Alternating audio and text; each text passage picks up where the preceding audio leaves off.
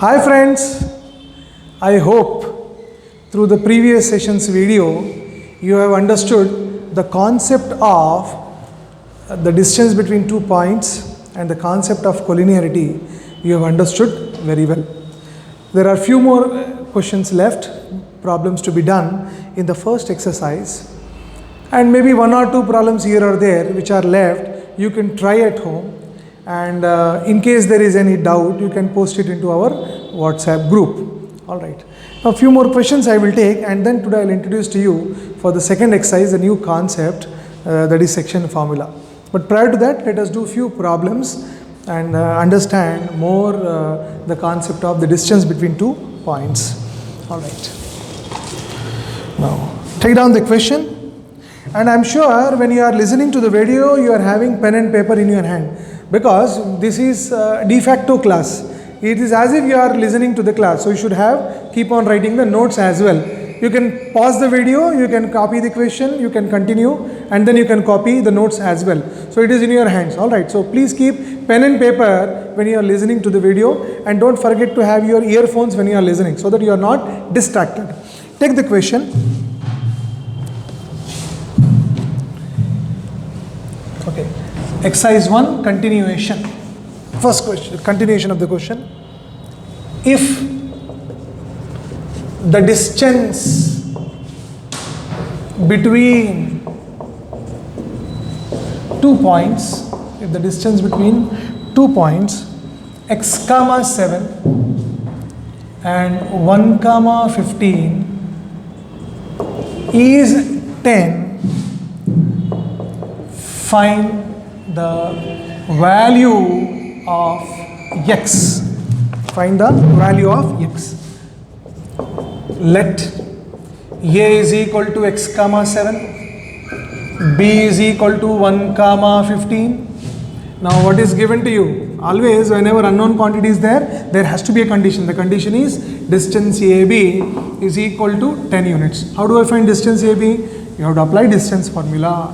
Once again, it is x minus 1 whole square plus 7 minus 15 whole square is equal to 10. Now because I have square root here, I will square on both sides. When I square on both sides, square root will go. You are left with x minus 1 whole square. And what is 7 minus 5? Minus 8 whole square is equal to 10 square. Now x minus 1 whole square. What is minus 8 square? Plus 64. 10 square is 100. 64 will go that side. And then you have x minus 1 whole square is equal to what is 100 minus 64? 36. Now take square root. X minus 1 is equal to square root of 36, which is equal to plus or minus 6. So I will write x minus 1 is equal to plus 6 first case, x minus 1 is equal to minus 6 second case. X is equal to 6 plus 1, so x is equal to 7, or x is equal to minus 6 plus 1, x is equal to minus 5. So you got the value of x as 7 or the x as minus 5. So whenever you are going to find unknown value, you need a condition, and here the condition is distance AB is equal to 10. Right? Let us go to the next question. You have opportunity of pausing the video and then going through. Alright, so I can wipe it off. You have the flexibility where you can pause the video and note down the question, note down the answer. Alright, let us go for the next problem. So the entire 45 minutes class we can save our time and finish off in our capsule 15 minutes class. So this 45 minutes class, this 15 minutes class is worth 45 minutes, right? Take the next question. Find the radius of circle whose center is 3, 2 and it passes through minus 5, 6. Alright, let's try to take this problem. Once again, let me draw a circle for you. Alright. What is center given to you? Center is 3, 2. Point is passing through what point? Minus 5, 6. So let me give some notations to this. Let this center be C. Let this point be A. Now, you are supposed to find what? Radius. What is radius? Radius is nothing but the distance between the center and the point on the circumference. So this is the radius, this is the radius. So in order to find the radius, what I need? I need the center, which is given to you. I need any one point on the circumference of the circle, which is given to you. So I will say we know that radius is equal to distance CA. Radius is equal to, what is distance CA? 3 minus 5 whole square plus 2 minus 6 whole square. What is 3 minus 5 whole square? 8 square. What is 2 minus 6 whole square? Minus 4 square. What is this? Radius is equal to under root of 8 square, 64, plus what is minus 4 square? 16. What is radius is equal to 64 plus 16? 80. You can leave it or you can simplify to the simplest third.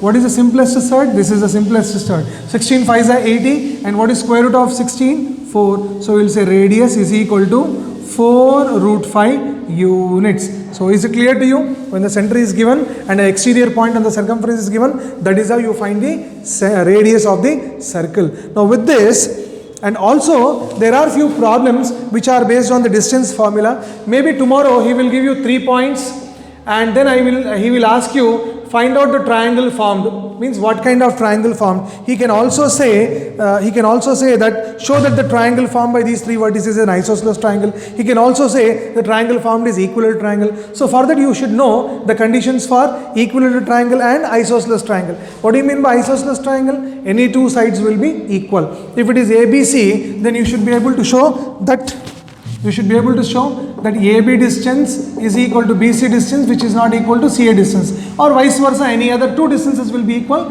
third is not equal. And if all the distance AB is equal to BC is equal to CA, you can declare the triangle is what? Equilateral triangle. If all sides are equal, the triangle is equilateral triangle. If any two sides are equal, the triangle is what? Isosceles triangle. And if no side is equal, the triangle is scalene triangle. So based on the distance concept also, you can decide the given 3 vertices forms which kind of triangle. And as I have told you, in this concept only, remember, if there are 3 points like this A, B, C, if this point is here, then it is making some area. Do you agree? Let us imagine these points come down. What happens to the area? Area decreases. Let us imagine that this point still further comes down. What happens to area? Area decreases. And ultimately, if A is here, C is here, and if B lies on the line, what will be the area of the triangle formed? Ultimately, the area of the triangle formed is 0. So, there is one more condition for collinearity. First condition I gave you, that sum of two distances is equal to third distance. AB plus BC is equal to AC. That is a condition of collinearity. Apart from that, there is one more condition of collinearity. What is that condition? That the area of the triangle formed is 0.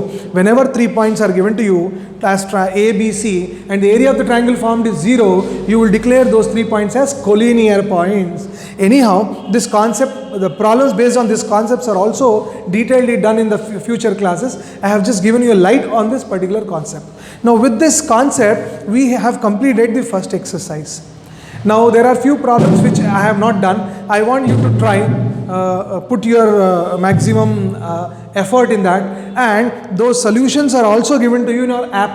I am sure everybody is using our app. In that app, most of the questions which you have not dealt are also given to you. Also, you can take the self-test in the app. There are bits, MCQs. So please go through the app. In case you have not got your login ID or password, please give a call to us. We will provide you the login ID and password. So through the app also you can learn. And there are more number of videos also. Apart from the video which I am taking, there are other videos also on this concept. So we will stop here and we will move further for the next concept, the concept of section formula. Alright, so today you listen to the section formula concept, go through the concept, and in the next video, next class, we will be doing problems based on the section formula. Sir, what is this section formula?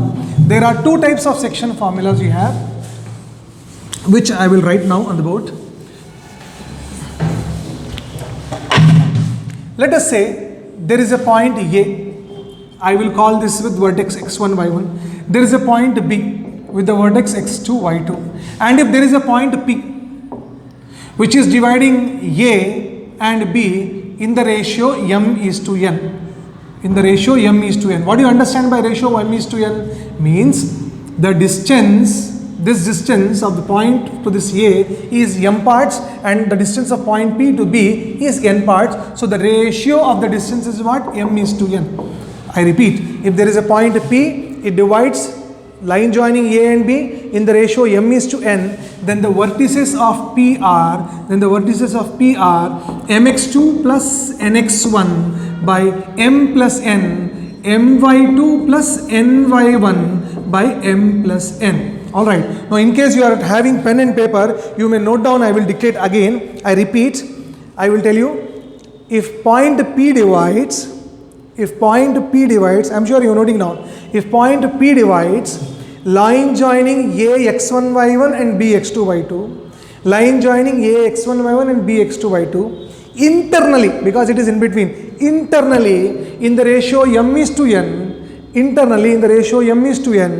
the coordinates of P are mx2 plus nx1 by m plus n, my2 plus ny1 by m plus n, right? So this is called as section formula. What is it called as? Section formula. And I have told you there are two types of formulas, but for your syllabus only one formula is there. There is another formula also, that also I will discuss. It may not be there for your 10th class syllabus. Now what is it? Just like this only. There is a point A called as x1 y1, there is a point B called as x2 y2, and this time point P is exterior, means point P lies outside of AB. The distance of point P to A is m units, the distance of point P to B is n units, means P is dividing A and B externally. How it is dividing? Externally in the ratio m is to n. Then the coordinates of P are, you know what will be the coordinates of P? Same formula, but the only difference, instead of plus you will say minus. So please tell with me, mx2 minus nx1 by m minus n, comma my2 minus ny1 by m minus n. Please by heart the formula also. By hearting is not only just this formula, the entire statement. I repeat the statement. If a point P divides line joining A and B externally, same sentence, here I have used the word internally. Externally here, externally in the ratio m is to n, then the coordinates of P are mx2 minus nx1 by m minus n, my2 minus ny1 by m minus n. Excuse me. So this is the section formula. Here the point P is dividing internally, here the point P divides externally. So with this we are going to close. So please try to practice this formula again and again, and tomorrow we are going to deal, in the next class we are going to deal the problems based on this section formula. It's a very, very important formula, and your higher classes also you are going to come across, right? And I'm sure you are liking the video. So please do like the video, share, and they say subscribe and hit the bell button. All right. Thank you. Bye.